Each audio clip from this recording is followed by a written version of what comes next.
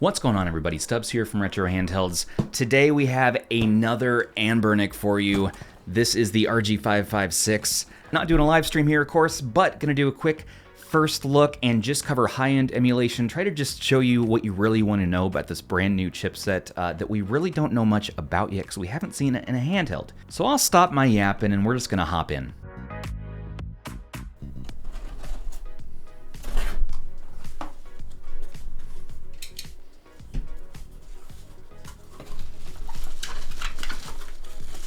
Comes with this case. Nice. RG556. Looks like Anbernic sent the black unit here. Yeah, this is one we've been really curious about. It has a new Unisoc chipset we haven't tried out before called the T820 with a quad-core Mali G57 GPU at 850 megahertz. The screen on this bad boy is a 5.4-inch AMOLED screen, OCA full fit, 1920 by 1080, 8 gigabytes of RAM, 128 gigabytes of storage, Android 13 for the software, 5 gigahertz Wi-Fi, and Bluetooth 5.0, 5500 milliamp hour battery, Hall joysticks, Hall triggers, a high-speed fan, a heat pipe, active heat dissipation. I'm really interested in that AMOLED screen. Ooh, what do we got here? Okay. All right. Satisfying screen removal. So again, this is just going to be a very quick look. We're going to have more content coming out. Mostly I wanted to do an unboxing and kind of just show you what it can do for emulation on the high end. And we'll reserve final thoughts until our deep dive review. And of course, the classic screen protector. Nice, that's solid. It does wiggle a bit up and down, so it's not a perfect fit, but I like the case. Nice color on it. Let's get the screen protector on.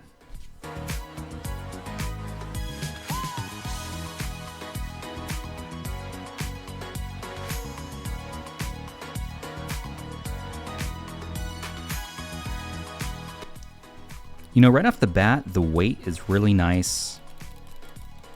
Fit and finish, the feel, the ergonomics. So the shell here appears to be, it is a matte finish, but it does pick up fingerprints a little bit, as you see here. It feels good. I like this bump out on the back. Ergonomics solid there, comparing to the Pocket Air, which has a bit of a smaller bump out. But yeah, that feels really solid. I like that. That's nice and grippy. That's one thing I think that lacks in the RP4 is you don't have the bump outs here. So I really recommend for that one to have a similar feeling, just throw on this grip right there. And I mean, that's a really solid feel as well. This really is the follow-up device, again, to the RG505, I believe, which is a T618 device. So kind of an upgrade from that. Also has a Vita OLED screen. And not really anything going on for ergonomics there. It's kind of a brick. So that is a big improvement already right off the bat. I would say ergonomics-wise of the two, definitely not much of a bump out in the Pocket Air, so not the most ergonomic feeling device. This already feels nice and grippy and should be good for long play sessions, especially if you have larger hands. And then taking a look at the buttons and sticks, so we have a rubber membrane ABXY here. I like that. That feels good. Nice play and travel here. Take a listen to the buttons. And D-pad. Okay, that's a different D-pad from Anbernic. I would say I like the pivot on their classic D-pad better. This is a little bit looser. Not my favorite D-pad right off the bat, but we'll see how it functions. Comparing to the RP4 Pro, I mean, this is a masterclass in D-pad, having the Vita pivot style. And then a more rubber membrane D-pad on the Pocket Air, which I actually like a lot. It's similar probably the most to this. So it's... And joysticks, we have these Hall joysticks here. And they look like the joysticks, look at the material here. Fits joystick caps, switch size. If you like those joystick caps, pick them up in the link in the description. And going on to shoulder buttons. Left shoulder button. Okay, so there's a classic clicky. I like that they're stacked. No frills. That feels good. It feels similar to... feels awfully similar to the RP4. And then you have Hall triggers on the back, and that feels good. And the top also looks similar. So let's get into some size comparisons. Tower of handhelds. A little taller than an RP4 and wider. About the same height as an RG505, but also wider. And for the Pocket Air, it is about the size of the Pocket Air, but just a bit bigger around. As far as the buttons go, again, though, I do like it better than the RG505. It's really easy to depress. Sticks are better because they bump out more, so they're going to be a little grippier. These are inlaid. And I do like the sticks better than the Pocket Air, that's for sure. This is really the one to beat for me. This is my favorite of these sort of mid-grade Android devices still. While the Retroid Pocket 4 here is going to be the most pocketable of these, minus the Ergo grip. Having that AMOLED screen, 5.48 inches across here.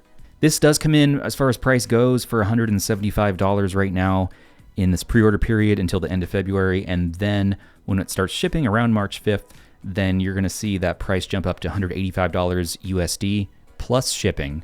So really, it needs to beat the Retroid Pocket 4 and the 4 Pro. It should beat the 4, but the 4 Pro, we've seen in some early tests that this chipset probably is not going to beat the Pro or the D1200 that's in the Pocket Air here, but certainly a big upgrade to the RG505. 8 gigs of RAM is going to be great for things like Yuzu, PS2, GameCube.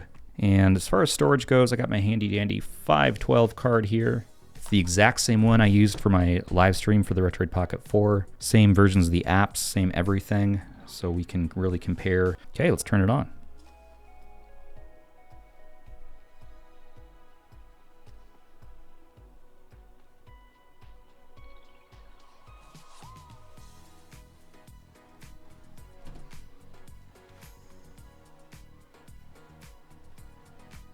There's that classic Android operating system background there. This does come with the Play Store, and it comes with emulators preloaded.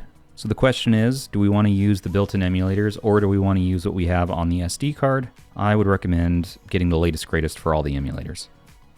Another interesting thing is we get RGB lighting on the joysticks. Start and select are actually rubber membrane, and then we have a home button here and a function button slash front end launcher for the Anbernic Frontend. A little nice little Anbernic logo like there, right there too. Very bright screen. Also gets very, ooh, look at that. Look at that, very, very dim. This is like a phone screen. It's a very high quality screen. Jeez, look at that. Let's take a look at the software. Get a nightlight, colors and contrast. Oh, that's nice, look at this. Automatic contrast, increased contrast. Look at that, that increased sounds good. That's standard. Okay, let's do increased.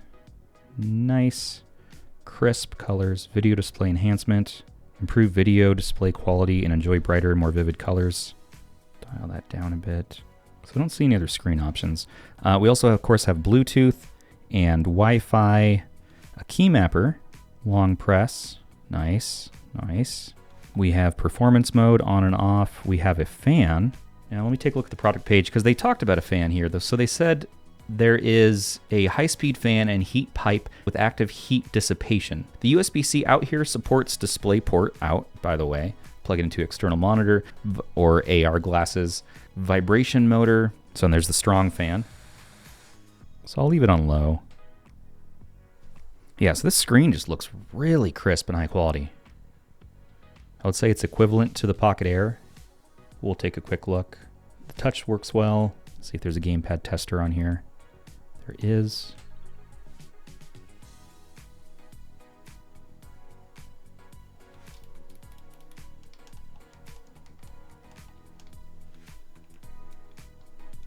Dead zones. They definitely seem to want to go to the edges. So let's do a quick D-pad test as well. And that pivot's really nice. Now the Gamma Squeeze is getting one of these, so we might be seeing GammaOS on there, which would be really interesting. Yeah, let's test this Vsync.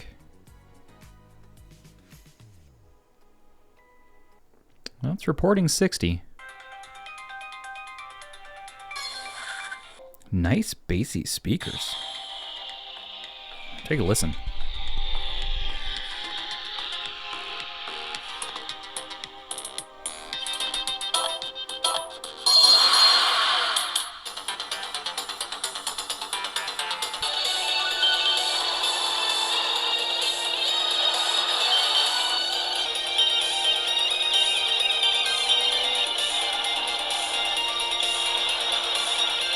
That's just a quick Android game test. We're going to save the rest of much of our game testing for our Zoo reviews video and Aish Tech Talk deep dive. This is just, again, a quick unboxing and overview, and we'll try out a little bit of emulation.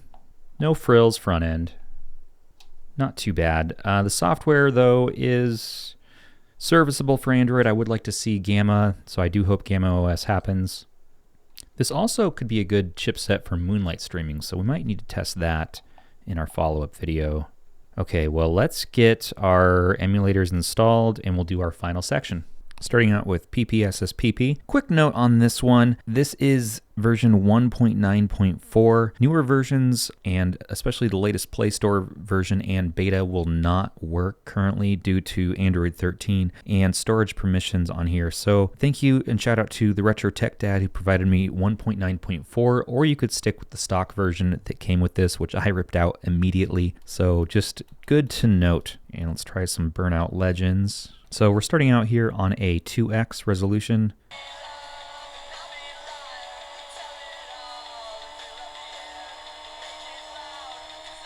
All right, that's running pretty well. Let's try a 3x.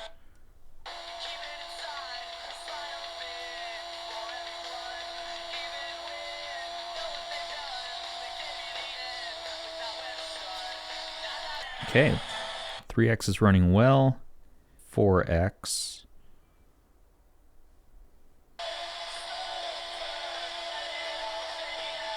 Okay, 4x is working great. Let's try 5x.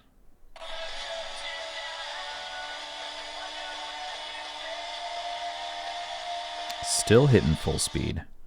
Okay, well, let's do something more demanding.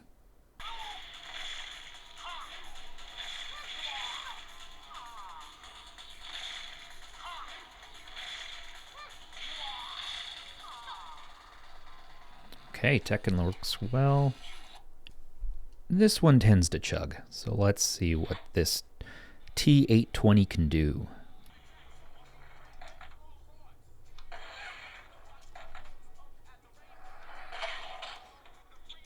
Let's go right up to a 5x on PSP.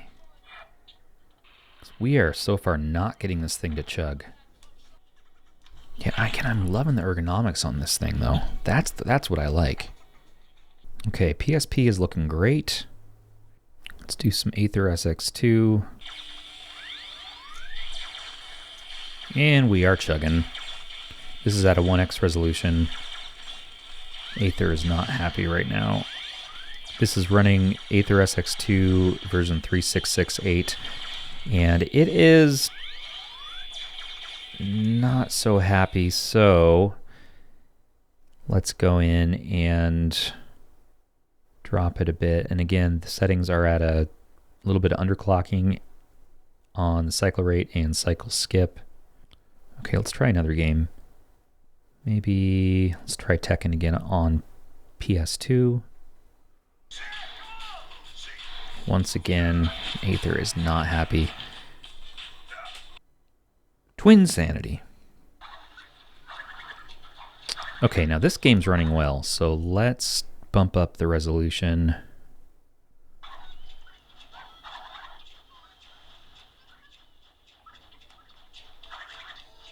Still hitting 100%. Let's try 1.5. So I guess it really depends on the game here, but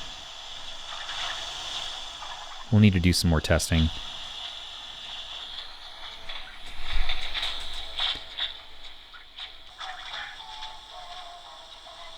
Again, everybody, do stay tuned for our other videos where we'll go deeper. This is the quickest of looks today. And the pacing on this one's just a little bit off. So I'd say 1.25 is probably safer. Yeah, that feels better. Moving on over to 3DS. This is the latest beta of Citra from the Play Store. It is not too happy. Yeah, this build is much happier now. A little bit of tweaking, you're going to get full speed here. Let's do Alien Chaos again. Alien Chaos again. Much happier. Yeah, this is much happier now.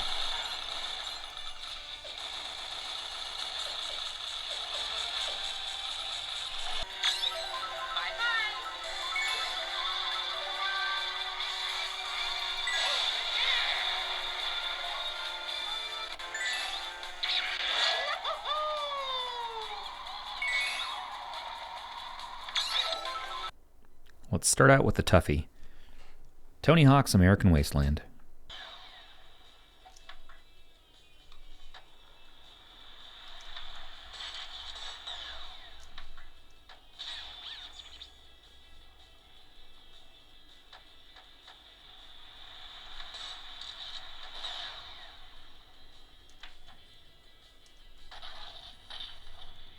Okay, it's running well at 1x. So let's see if we can bump it up to 2x. And this is latest beta of Dolphin from the Play Store. Runs well at 2x as well. Wow. Getting some frame drops here now. So I'd probably leave it at a 2x. But 3x is running pretty decently as well. Having this 1080p screen in here, it does look nice.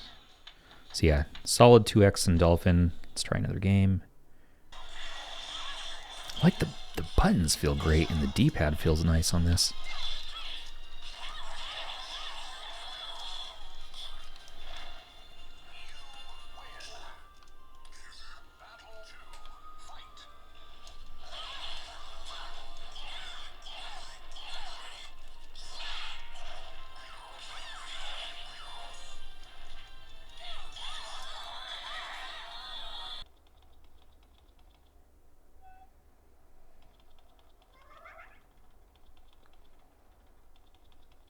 Luigi's Mansion is dropping a little bit.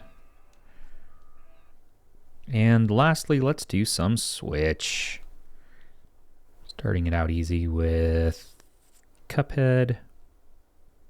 This is the latest version of Yuzu Early Access with firmware installed. This is running in handheld mode, not in docked mode. A second to build its shaders and all that good stuff. Oh no.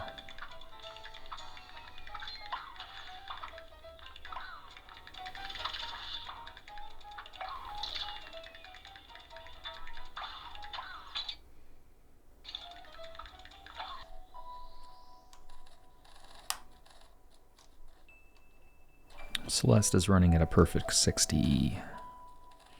Perfecto. Hades is not as happy.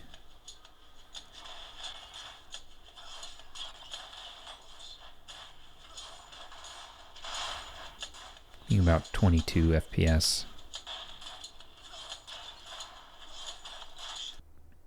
And pushing things up a bit, let's do Mega Man 11.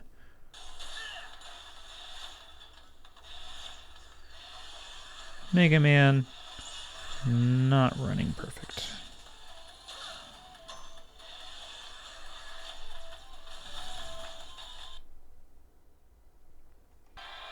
And here's where we're hitting our cap. So 3D Switch games are going to not be great. So you're going to get basically 2D titles, lower end. But yeah, we cannot hit full here. So again, this is just a quick first look video. This, to me, does not compare performance-wise to either the RP4 Pro or the Neo Pocket Air, but again, it is performing better than the older RG505 from Anbernic here.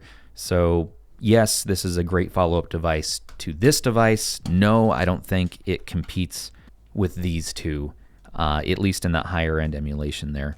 Screen-wise, this to me beats the Retroid Pocket 4, and to me, you know, it's a nice screen. The build is nice. I really love the ergonomic bump outs, so that's really where this wins out. Ergonomically, this wins out over both this and this easily. I like the buttons, I like the joysticks. Lower end emulation, streaming, all that good stuff is going to be in our deep dive review from Aish. Also stick around for Zoo's quick review. But yeah, you know, I still like the Pocket Air better in general. In fact, I still like this the best. Almost $300 here, $200 price point, and then here you have about $175, $185, of course, plus shipping. You're looking at right around the same price as the RP4 Pro. So if you don't mind the little bit less vibrant screen, missing out on the OLED, I would recommend Retroid Pocket 4 over this so far. You're going to get more performance. It's a little smaller, more pocketable. You can always add on the grip if you want that ergonomic feel. But really the one I'm enjoying out of the two of these with a little bit more of a price increase with the D1200 inside is going to be the Pocket Air here. I still like this one the best. Weight-wise though, this is lighter than this.